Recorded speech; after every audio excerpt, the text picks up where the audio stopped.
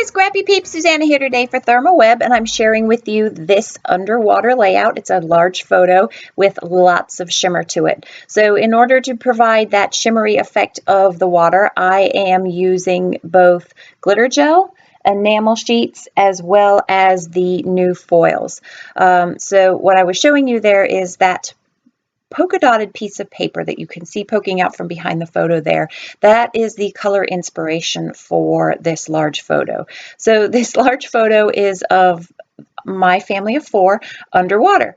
This was our first day as a family back at the pool, and so what I wanted to do was create that underwater shimmery bubble effect.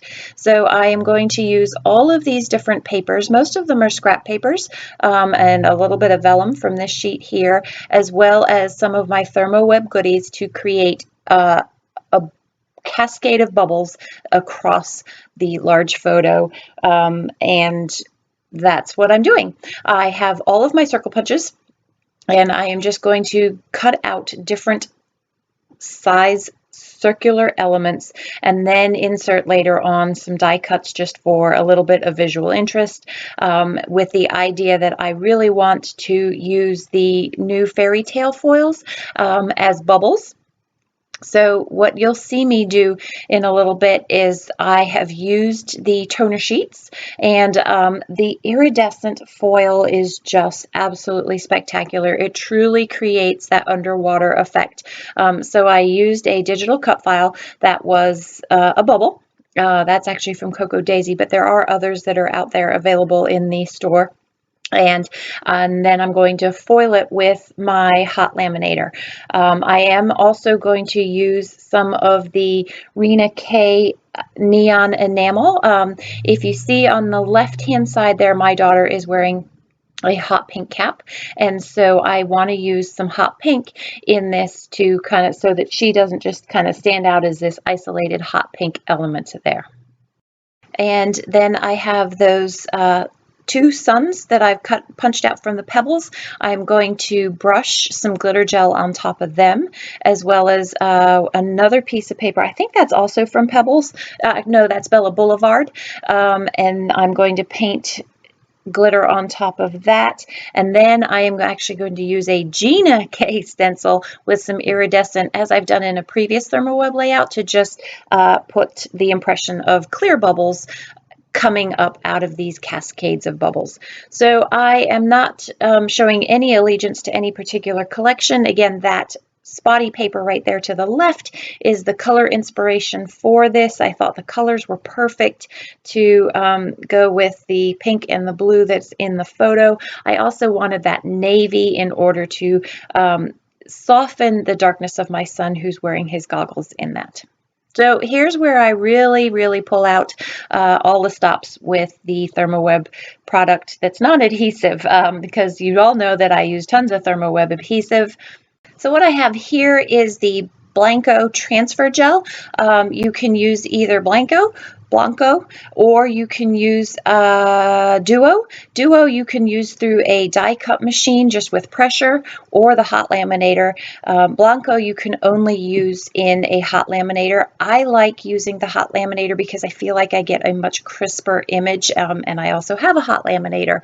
I also like that when I run things through the hot laminator, it flattens them.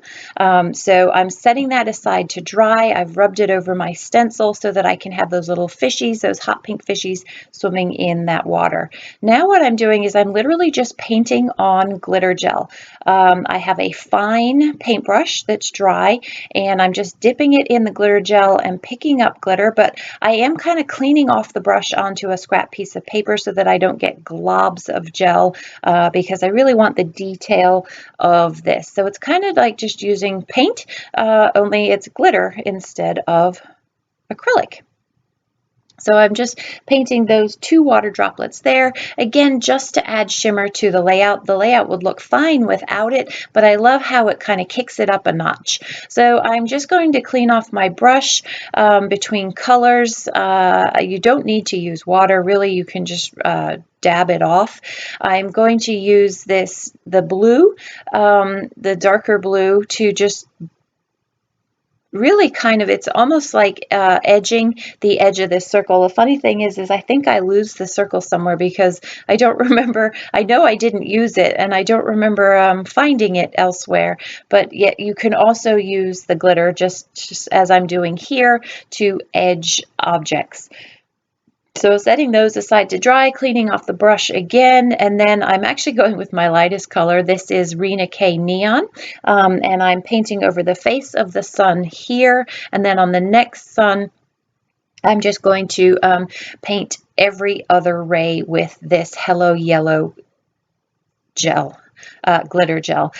This Hello Yellow is my favorite of all of them. I am not a huge neon person, but yet I have been able to use tons of this yellow in my scrapbooking.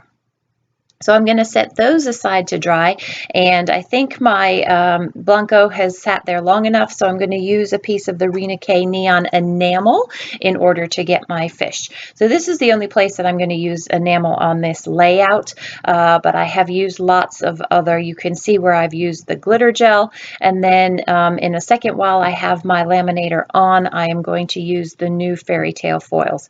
So I've already done a few. You can see them up the top left there. I have put the toner sheet through my silhouette, my electronic die cut machine, and then I'm going to put the foil on top of that so that the color side is out, and then I'm going to run that through the hot laminator, and that is going to give me some really lovely, see that iridescence?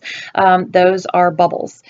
So I've used the pink, the turquoise, and the orange kind of goldy color there for my bubbles, and they are really going to just pull out all the stops for the iridescent and that underwater shimmer that I'm going for. Some of these were scraps, which is why you can see me kind of trying to piece them together. Oh, and I did use the green too. I forgot about that. The cool thing about this iridescent is that you really, when you hold it to the right light, you see the primary color, but then you really kind of lose that primary color because the iridescent just takes over, and it really truly is absolutely amazing and perfect for your underwatery kind of things as well as fairy tale things.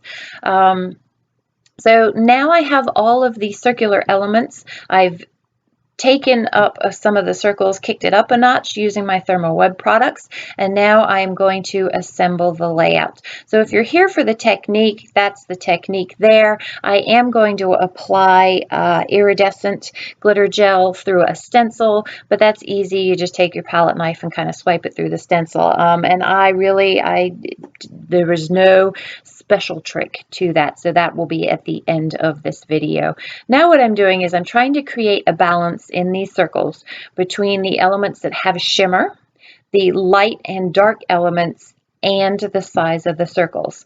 I want to try and create a visual triangle with the pink elements so that they're not all clustered just underneath my daughter, but take your eye out to the right hand side of the layout as well.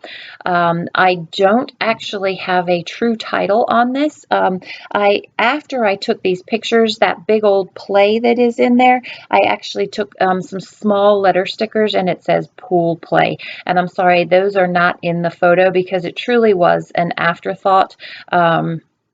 I thought I was just going to leave play as the sort of make-believe, well, as the ad hoc title for this layout, but it bothered me that it didn't feel complete with a full title, and so that's what I have done off camera. And then I am also going to journal just a small sentence, quick sentence at the bottom of the page. It needed something at the bottom to just kind of pull it together and close off that white space. So yeah, I'm using my Gina K permanent dot roller to apply these circles to the page, and then also for the toner sheets that I used with the foils, those are peel backs, so they are stickers in and of themselves, and I don't feel that I need to use additional adhesive for that. And so that is how everything gets stuck on the page there. I am going to use some chipboard, and I will use some of my Ultra Bond. When I am using heavier pieces, I like to use the liquid adhesive because I feel like it has a much stronger bond for those heavy weighted pieces. And that's why I tend to use that. I also will use my Ultra Bond for fine detail. So a little bit about this picture. I think this was take number 12 maybe. It's very hard to get 4 people with different levels of breath holding ability underwater when you can't see where exactly the viewfinder is being pointed. This is one of those underwater selfie camera. Well, you can't see it. It's not our cell phone. So we just kind of did point and shoot, and this was the best one that we got, and it's actually pretty good. I'm pleased with the way that it turned out. So there's all my circles, my cascade of underwater bubbles. Now I'm just putting in a variety of elements. I've got things here from Doodlebug. I have things from Simple Stories. I think Echo Park. Really, it's just a conglomerate of stuff. I thought I might put that journal card down the bottom to fill in that white space, but I knew I wanted my journaling, and I didn't like the way that the rectangle broke up the square look of the layout there. I love the way that the glasses mimic my son's goggles, and that they're dark, and so between his goggles, the sunglasses, and that dark play, you kind of have some balance of dark elements throughout the page. And then these are some enamel dots. Again, I could have done blobs of bubble through the stencil with my glitter gels, but I really just liked the simplicity of the glitter dots, knowing that I was going to use the iridescent for additional bubbles. It's more of a seal the deal kind of thing, and so that's why I chose not to use colored glitter gel through the I just wanted that small kind of to kick it up a notch. These are stickers from, where are these from? I believe those are from Joann's. They're Joann's brand, and I want to pop that up because I know I have some chipboard elements, and so I need that third element, or I like to have that third element that's raised, and so I'm going to use some Gina K foam tape to raise that up there. And I have there, that's where I want to put my journaling, is to the right of that arrow. I have an arrow in the conglomerate of circles there, and I feel like I need one that goes the other way to draw your eye back in towards the center. So here's my iridescent glitter gel just through a Gina K stencil. Again, I've done this before. This is something I really like to do for that tone on tone, just fine detail. So we're coming up to the end here. Enjoy the close-ups. If you have any questions about how I've put this layout together and my use of ThermOWeb product, please don't hesitate to leave it in the box down below. Thanks for stopping in today. I hope you're doing well. Take care.